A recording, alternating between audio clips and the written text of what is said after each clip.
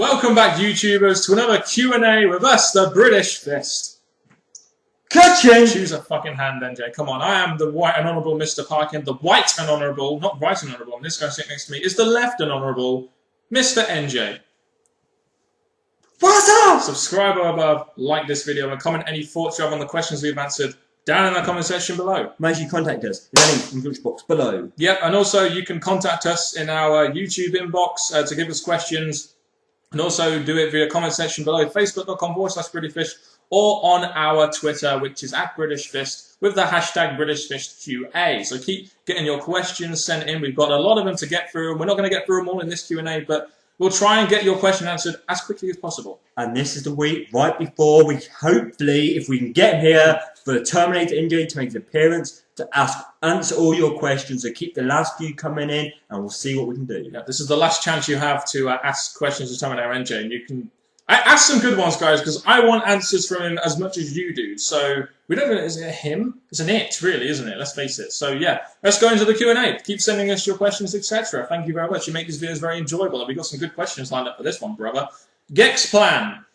Would you like to see wrestling do what football does? For example, Football Manager get a one-year contract, and if he doesn't get results, he's fired. And writers should get one-year contracts. If they don't get good ratings, pay-per-view buys writing that year, they get fired. You can see it for writers, not necessarily for wrestlers, because they're the ones that get booked, but writers, definitely. I think the writers definitely, by all means, because it's them who are going to put on the great shows and then obviously give us the outcome. But it also depends on the wrestlers. If they botch too much, obviously they are the ones you need to do something about. But if it was the case that the wrestlers were to get fired of their contract, I don't think Lesnar would be doing very well. No, he's already on a one-year contract. He's already on a Football Manager contract doing 30 days a year, but yeah, for the writers, I'd say yes, but for the wrestlers, probably not, because they can have a bad month or a bad year, but they can have an equally good year next year, so you don't really know. Hell, it could be the same with the writers, but they kind of suck right now, so there we go. Francis W22. Whatever happened to Shelton Benjamin? He's in Ring of Honor right now, and you know what, NJ? He's actually suspended right now in storyline because he's doing a tour of Japan.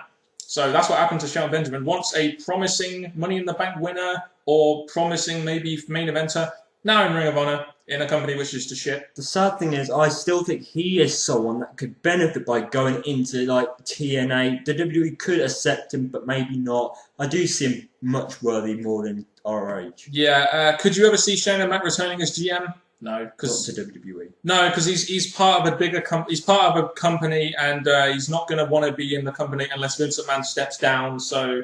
No, I don't think Shane McMahon would want to return as any kind of part of WWE personally. He's trying to do his own thing and make his own image, so rather than this image being down.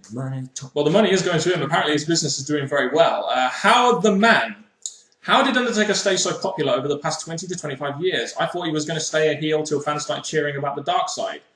People love him because they respect him, because he had all these... He got put in loads of shitty feuds and storylines, but he still tried his best to make it look as good as possible and to try and make the guy in the ring look as good as possible. So people respect him for that. And I really think it's his character that does it for me. All the darkness in him and the fact that he's done many things with WWE. He's doing stuff backstage in the ring. He's got Kane, his brother, who I think Kane obviously makes Taker what he is today. All thanks to Kane. No, but Taker, on the other hand, by all means, he's definitely the most respected wrestler in the WWE. Taker is one of those very rare breeds in the sense that his character is essentially, it's changed a little bit, but the Undertaker's gimmick has stayed around for so long, and it's still, to this point in today, a big part of WWE, whether we like it or not. The character has just got such a longevity about it, which is why over the last 20, 25 years, people just haven't lost their respect for the guy, really. That's pretty much it. Yep. Who are your top 5 must-see talents or characters out of all the current rosters? TNA, WWE, NXT, SCW, ROH. Exclude Taker Rock due to limited schedule. Question by Austin Hedge there. Okay, top 5 must-see in those companies. Well, Kevin Steen, obviously, because I think with him coming back now, he's definitely a big name. He's going to stay that way. That's the only one from ROH, really. What about WWE? Any top talents, must-see talents? I think it's going to be, because at the minute, it's going to be Barrett when he returns. I still think they've got great plans for him. Sandow. Damien freaking Sandow. They've got high hopes for him. NXT. Oh, Bray Wyatt is one to look out for in my opinion. Definitely look out for Bray Wyatt. He is a fantastic character. You'll see me portray him in my NXT reviews. A fantastic character. Definitely look out for Bray Wyatt. What about TNA? TNA, I still think it's going to be Austin Aries as he progresses into the main event. Kenny King, I still think the way he performed, he's progressed from one company to the next. James Storm, probably. Buddy Ray. I think Buddy Ray's pretty much at his level where he's going to be now. Yeah. Storm can make it to the main event, but I think he's pretty much where he's going to be now. I think it's the younger stars we should be looking out for. Definitely. There's lots of talent out there, isn't there, in these companies? So, yeah, there's still a lot of talent out there, guys. You are the creative team. Oh, I love these questions. If you had unlimited resources and could do anything, what ideas do you have for a blockbuster angle to boost WWE ratings and interests, like the Nexus and the Lesnar return? Well, we come up with an idea, and it kind of links also to the fact that we have unlimited resources because, you know, if this guy was controlling WWE, he would definitely need unlimited resources because he's terrible with money.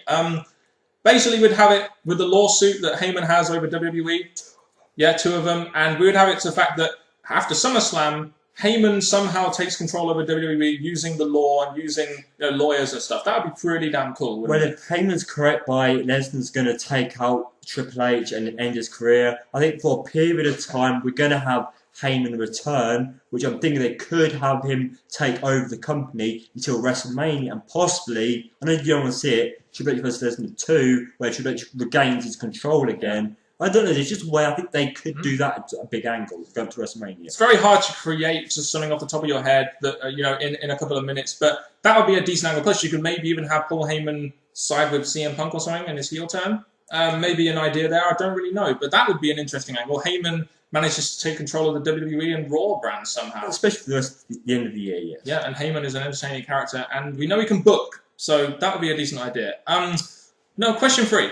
I think bringing Dean Ambrose as the leader of a stable with Ascension and Page would be an awesome way to bring him and the others in the main roster. What are your thoughts on bringing new talent up by forming a stable? I don't mind the idea. It's been done in 2010. I'd rather Dean Ambrose be brought in on his own and Ascension as a tag team and Page as a diva. Even though I do like big factions, I think as it's done recently, like Dan said, to bring it back so soon, you'll be trying to cut something different. And also, we had Abraham Washington probably going to have made one, but he didn't follow that through. So if this did happen, how long will it last? What will they do? So I think they should bring Dean Ambrose in another way that is still going to make him impactful. I think the best way to bring Dean Ambrose in right now would be make him part of this, crazy, psychotic, Daniel Bryan crazy AJ gimmick that they've got. Maybe, I don't know. It would be the best way to suit his character. I'll just say that. But no, rather than bringing them in as singles or tag teams, really, than a stable, especially guys like that who could really stand out on their own, really, in any way.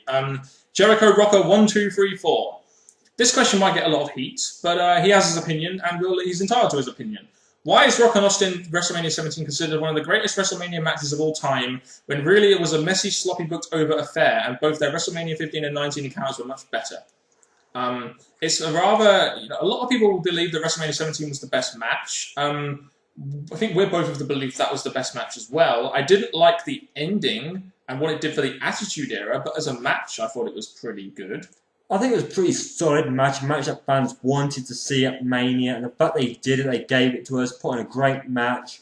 Yes, you could see a few sloppy bits that you think could have been neatened up, but the way it went out, the outcome, the 2 wrestlers in the ring, I still think it was a match that overrides the others. The only thing I didn't like was Austin turning heel. I thought that was a terrible idea at the time. You're having the guy that represented your era as a face lining up with the guy who he was feuding with for many years. That was the terrible thing about the match.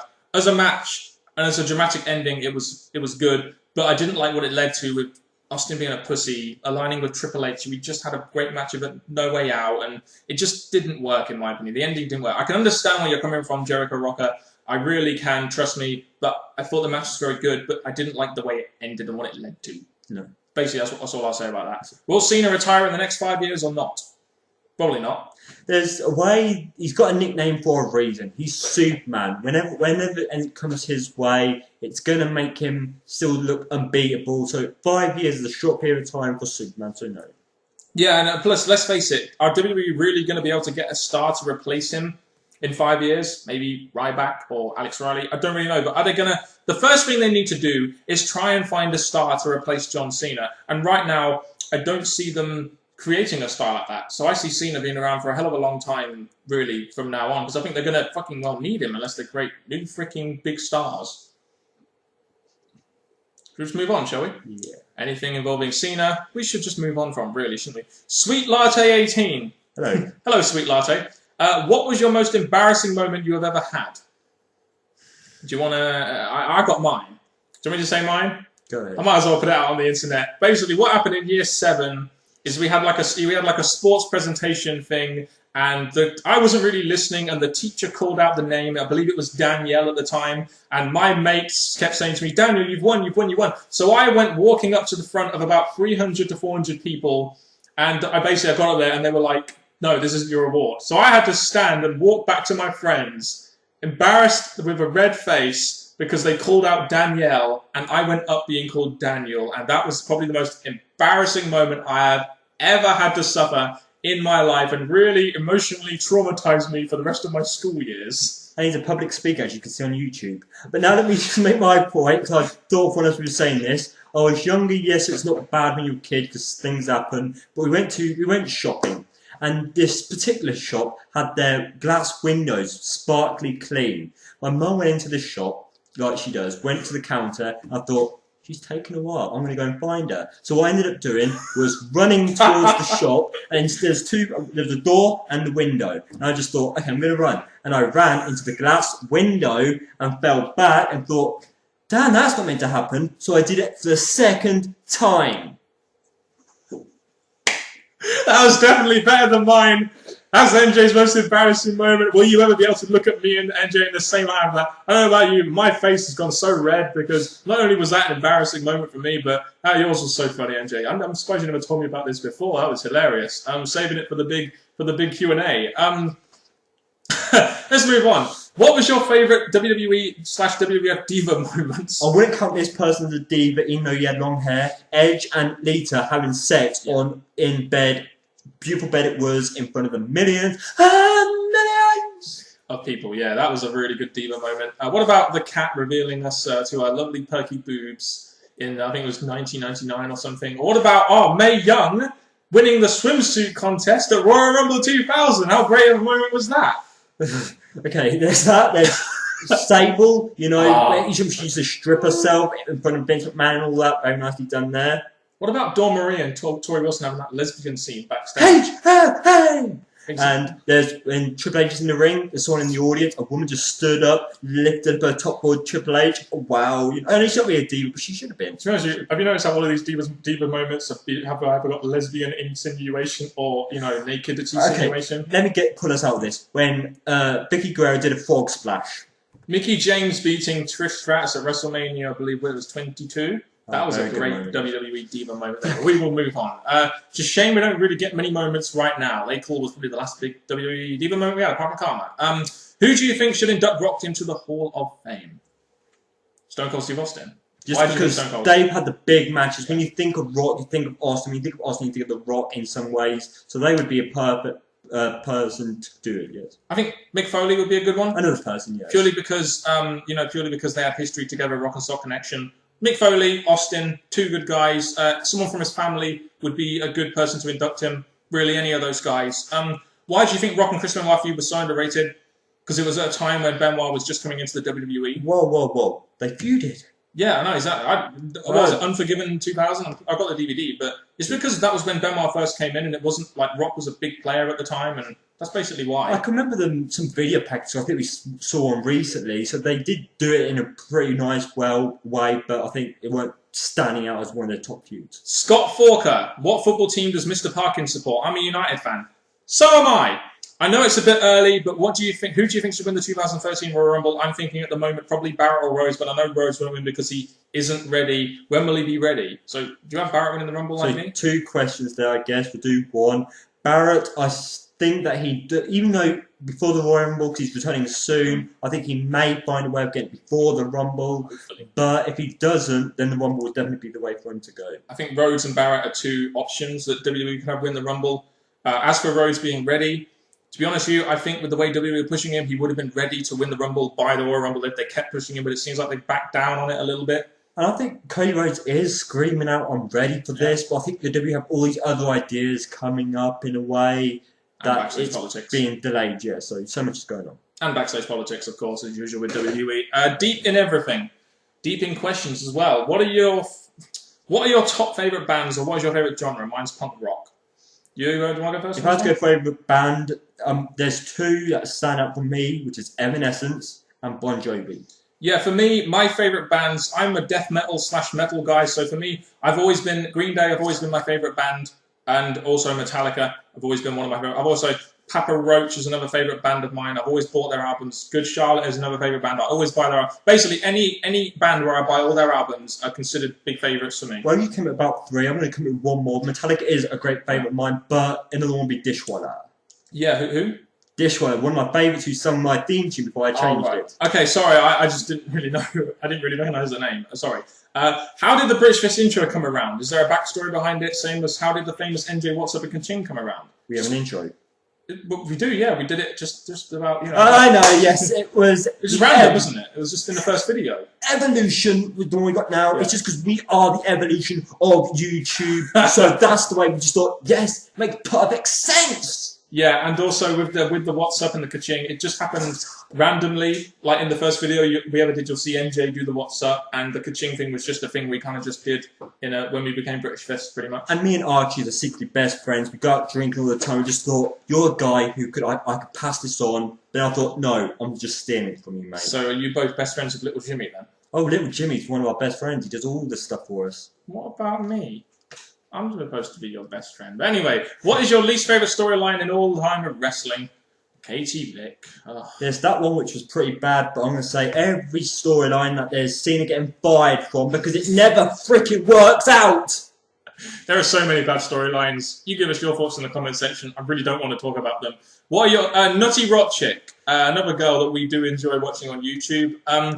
What are your top 3 feuds from your favourite wrestler? Yours is Triple H. Go. Shawn Michaels. Yes. Yeah, Austin and Orton. All of them had their own speciality. Best friend, a feud that was building up Orton, and obviously the build-up of the Legend Killer and all that, Punting family, and Austin, just because the great match they had in the past while Triple H was growing. The Rock is my favourite wrestler. Austin, he had 3 WrestleMania matches with, so there was always some kind of feud there, even though it wasn't particularly prolonged. The Rock always had a very good feud with Triple H. I think him and Triple H really clicked in their feud with the McMahon-Helmsley faction and all that kind of stuff. And finally, and I think by no means least, I think Rock essentially was made a star by Mankind. Him and Mankind had some great matches and a great feud, which really set Rock up to be that sort of future main event babyface. So for me, it's Mankind, Austin, and Triple H, the 3 best feuds for The Rock, in my opinion. They seriously are. What do you think is the most underrated wrestler from TNA, Raw, and SmackDown? TNA is Magnus, in my opinion. Magnus is definitely a guy who screams out something that he's on his own. He's got something there with him. So I think there's something there that's just not coming out. Raw is A-Rai, by far. Anyway, SmackDown be Drew McIntyre, just because I think he had the dramatic push, which failed. Yeah, so there's 3 there for us. 3 there. What is your favourite theme music, past and current? I think current is The Miz.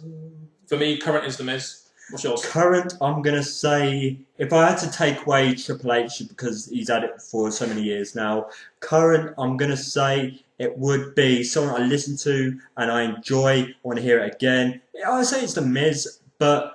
Yes, The Miz. Yeah, Miz. What about past? Nexus has always been a good one, really. The Nexus definitely stands out because it was so about them, which I think, yes. Yeah, any others, really? God, there are so many. It's like so hard to pick. Nexus is always one of our favourite past ones. Break it down! DX, yeah, of course, DX, Austin, Rock. There's loads of different theme tunes out there that were brilliant in the past. AJ Warrior with a 0.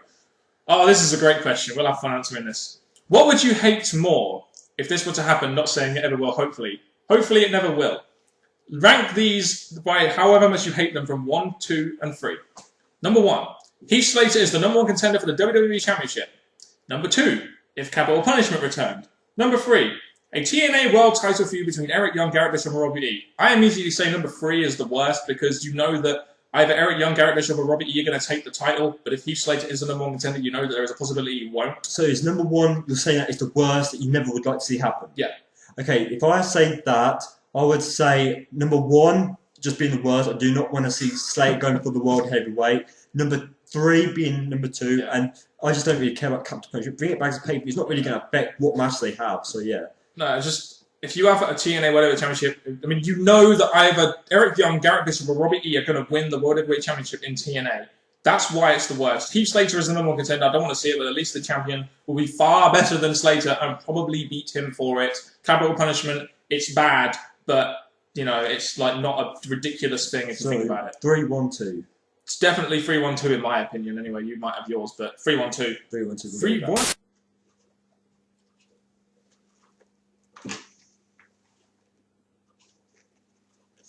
Next week, mortals, I'll be part of the Q&A.